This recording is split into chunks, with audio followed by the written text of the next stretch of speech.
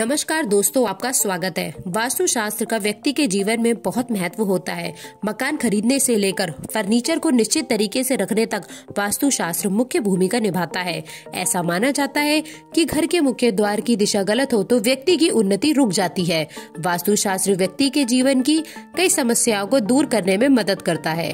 हमारे घर के हर एक कमरे के लिए एक निश्चित दिशा निर्धारित की गई है। पूजा घर, रसोई घर, बेडरूम, बाथरूम, इन सभी कमरों के लिए एक विशिष्ट दिशा निर्धारित की गई है। यदि इन कमरों को निश्चित दिशा में बनाया जाता है तो व्यक्ति के जीवन में सुख समृद्धि बनी रहती है, और यदि इनका स्थान गलत दिशा में बनाया जाता है तो व्यक्ति को कई प्रकार की परेशानियों का सामना करना पड़ सकता है। इसके साथ ही वास्तुशास्त्र में कई वेदों का वर्णन किया गया है।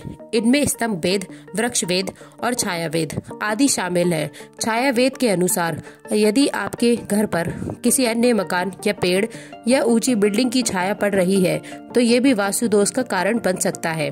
ऐसा माना जाता है कि इससे परिवार के लोग अक्सर बीमारी से ग्रसित रहते हैं। छाया वेद के कारण व्यक्ति को मस्तिष्क, दिल और शरीर से जुड़ी कई बीमारियां हो सकती हैं।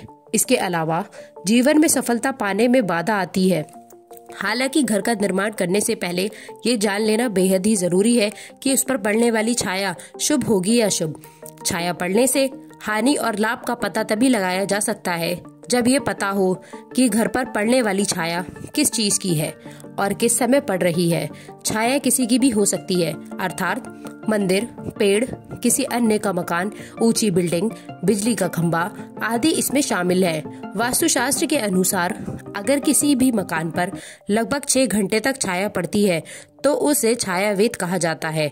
आइए जानते हैं कितने प्रकार के छायावेद होते हैं।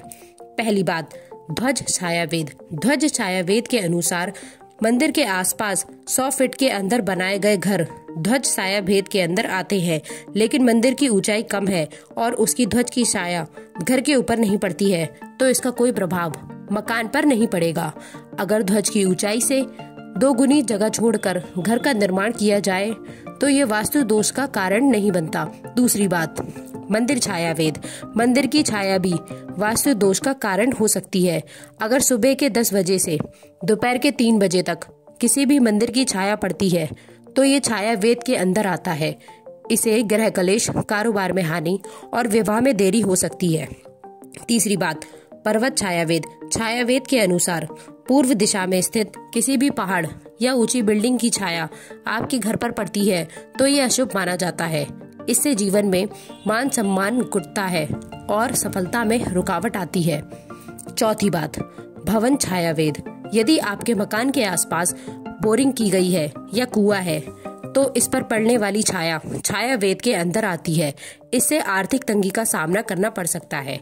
माना जाता है कि किसी के घर पर अन्य घर की छाया पड़ने से परिवार के मुख्य व्यक्ति का विनाश हो सकता है। ये छाया अधिक देर तक नहीं पड़नी चाहिए, नहीं तो ये बहुत ही अशुभ होता है।